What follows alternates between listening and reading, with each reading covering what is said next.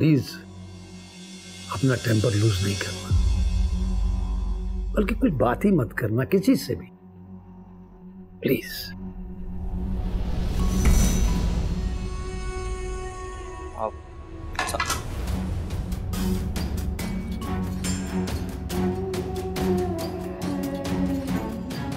आप तो कह रहे थे सब कुछ ठीक हो जाएगा।